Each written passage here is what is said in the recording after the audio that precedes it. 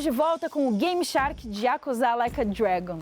O jogo tem nota 83 no agregador Metacritic para suas versões para consoles e para PC. São ao todo 80 avaliações positivas e 13 mistas. O Kotaku escreveu que adorou a ideia de transformar Yakuza em um RPG, já que há muito tempo a série flertava com o gênero, seja com grandes diálogos, árvores de habilidades e sessões com equipamentos. Apesar da mudança no combate, o review destaca que a espinha dorsal da série permanece no novo episódio, com muita bizarrice e tramas secundárias. As críticas vão para o roteiro. Segundo o Kotaku, Like a Dragon parece se preocupar mais em amarrar as pontas soltas do que seguir adiante com um novo protagonista. Já o site Eurogamer também fez muitas ressalvas à história de Like a Dragon. A análise destaca que o enredo muitas vezes passa a mensagem de que o crime é necessário, causando reações mistas por quem jogou o game. A publicação descreve a jogatina como uma montanha-russa de emoções em uma campanha que terá momentos bons, momentos muito ruins e momentos que te farão sentir de tédio a descrença. E o que disseram os brasileiros? O site Tecmundo descreveu que Like a Dragon tem seus problemas com as câmeras que travam em alguns momentos, mas nem essas falhas apagam o brilho do novo capítulo da franquia. A publicação deu nota 95 de 100 para o jogo, se contrapondo a críticas à história de outros reviews gringos. Para a avaliação, a história de Like a Dragon é intensa e ilumina cantos obscuros da sociedade que muitas vezes a gente não quer ver, rendendo muitas gargalhadas pelo caminho. Já com o lançamento de Like a Dragon no Japão consolidado, a série Yakuza ultrapassou a marca de 14 milhões de unidades vendidas, segundo o relatório fiscal de 2020 da SEGA. Yakuza chegou originalmente para o PlayStation 2 em 2005. De lá para cá foram lançados um total de 18 jogos, entre os 8 da série principal, remakes e seus spin-offs. Apesar dos bons números, o relatório fiscal aponta que a SEGA ainda considera Yakuza uma série de nicho e especialmente forte no Japão. A franquia hoje está em uma posição confortável no Ocidente e no Oriente, mas o começo dessa história não foi tão bem assim. Yakuza demorou até conseguir um sinal verde para sua produção dentro da SEGA. Em entrevista à revista Edge, o criador desse mundo, Toshihiro Nagoshi, revelou que a Nintendo e a Microsoft rejeitaram apostar na franquia Yakuza por acreditar que a ideia não valia o investimento. Os jogos ganharam sinal verde na SEGA, mas a própria empresa também não estava muito animada com a ideia. Boa parte do receio de Yakuza vinha de suas bases. Toshihiro tinha a intenção que a franquia se afastasse dos padrões dos jogos feitos no Japão até 2020.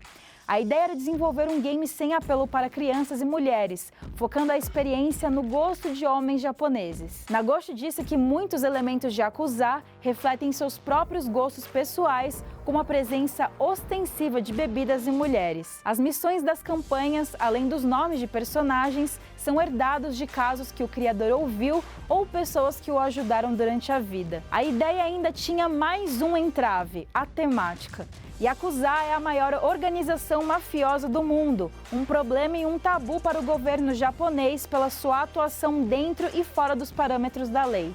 Assim como em outros países, a Yakuza é organizada em famílias rivais que disputam dinheiro e influência.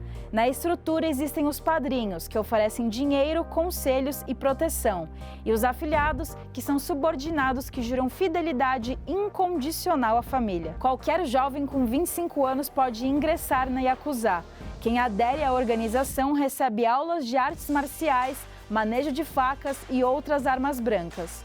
Os subordinados geralmente são tatuados para demonstrar sua lealdade e nunca devem revelar segredos da família. O código de conduta da Yakuza ainda proíbe o envolvimento com drogas, o roubo de dinheiro da quadrilha, a desobediência aos superiores e que os membros procurem a justiça. Quem falha com as regras corta um dedo da própria mão e o oferece à família como um pedido de desculpas. A polícia estima que metade do faturamento da Yakuza tem origem em atividades legais como a construção civil, mercado financeiro e o setor imobiliário.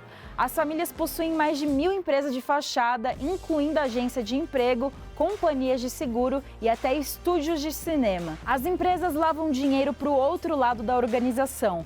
A máfia atua em operações ilegais como a prática de extorsão, agiotagem, pagamento de propina e suborno para agentes públicos, além de prostituição, jogos de azar, exploração de trabalho escravo, pornografia infantil e tráfico de drogas. Fazer parte da Yakuza não é um crime no Japão, mas negociar empréstimos ou proteção com as famílias se tornou. A expansão das atividades ilegais tem contribuído para o declínio da imagem positiva que a máfia japonesa construiu com ações humanitárias ao longo dos anos. A Yakuza costuma socorrer vítimas de terremotos no Japão com alimentos e primeiros socorros. Mesmo assim, a organização continua com a imagem em declínio.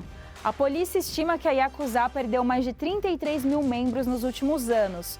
A organização já contou com 180 mil pessoas no final da Segunda Guerra Mundial, o que representava metade da força policial do Japão. Parte da população passou também a não permitir a entrada de pessoas tatuadas em estabelecimentos privados e não contratar jovens com os dedos cortados. Em meio a essas polêmicas, o primeiro jogo de Yakuza foi lançado no Japão em 2005 com o título original de Ryuga Gotoku, para evitar ligação direta com a máfia. A série foi lançada para o PlayStation 2 e deu seus primeiros passos rumo ao sucesso nos consoles da Sony.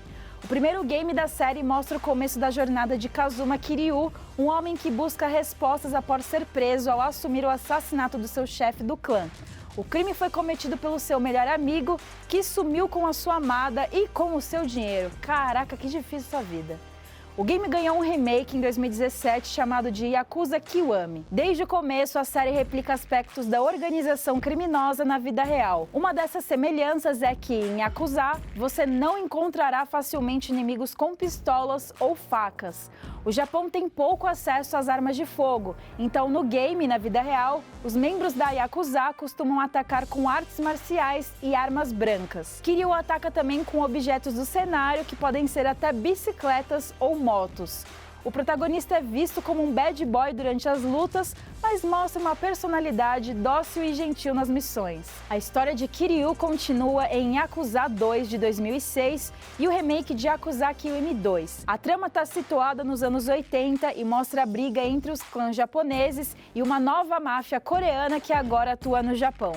Yakuza 3 mostra Kiryu aposentado e em paz administrando um orfanato com a sua filha adotiva Haruka. As coisas mudam quando o protagonista descobre que um antigo aliado não estava morto e está envolvido com uma operação do governo norte-americano no Japão. Yakuza 4 dá uma pausa na história de Kiryu e apresenta 4 novos protagonistas. Eles enfrentam uma polícia corrupta que prendeu integrantes do alto escalão do clã Tojo. Yakuza 5 uniu os novos protagonistas com Kiryu, que está de volta da aposentadoria para investigar por conta própria o assassinato do agente de Hakura, sua filha adotiva que resolveu seguir os passos de uma cantora pop japonesa. Yakuza 6 The Song of Life foi lançado em 2018 e é uma sequência direta do título de 2012.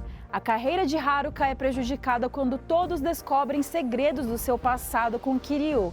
O protagonista é preso e, ao ser solto, já não encontra mais sua protegida. Haruka deixou para trás um filho pequeno. Kiryu então parte para entender o que aconteceu. Antes de Like a Dragon chegar com um novo protagonista, a série principal da franquia ainda ganhou o título Yakuza 0, de 2015. O jogo é um prequel e narra as primeiras aventuras de Kiryu no clã Tojo. Até hoje, o game é uma boa porta de entrada para a franquia. A série ainda tem seus spin-offs, alguns que inclusive elevam o tom jocoso e bizarro da franquia.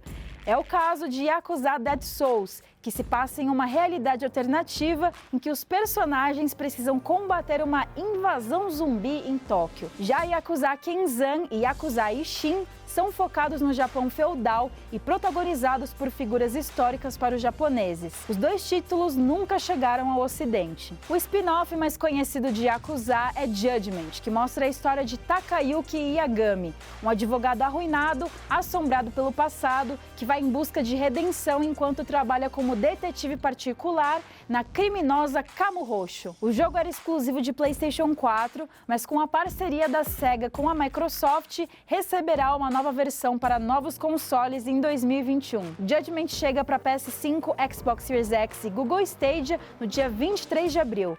A nova versão ganhará melhorias gráficas rodando a 60 quadros por segundo, carregamentos rápidos e contará com todas as DLCs já lançadas. E tem mais, vem aí para a franquia Yakuza! Hollywood está produzindo um novo filme live action para a série. A produção ainda não tem data para estrear, mas, segundo o criador de Yakuza, o filme só será gravado se o roteiro for muito bom. Nagoshi disse que está acompanhando a produção ocidental para garantir que o filme corresponda bem ao universo dos jogos. Essa não será a primeira adaptação de Yakuza para o cinema. Em 2007, o diretor Takashi Miike trabalhou em um longa totalmente produzido no Oriente. Curiosamente, o filme se chama Like a Dragon, o mesmo nome que Yakuza 7 recebeu no Ocidente. A adaptação acompanha os primeiros passos de Kiryu saindo da prisão e a busca do mafioso de terno cinza pela mãe de Haruka, personagem que se tornaria central nos jogos seriados. Muitos dos acontecimentos do primeiro Yakuza estão no filme, como o sumiço do dinheiro do clã Tojo. O diretor Miike já tinha experiência com longas sobre a máfia japonesa e a adaptação de jogos para o cinema. Ele trabalhou no filme de Phoenix Wright. O resultado de Like a Dragon foi positivo, mas vamos ver se o novo filme da franquia também representa. O Game Shark vai ficando por aqui. Assistam agora o Mais Geek. Um beijo e até mais!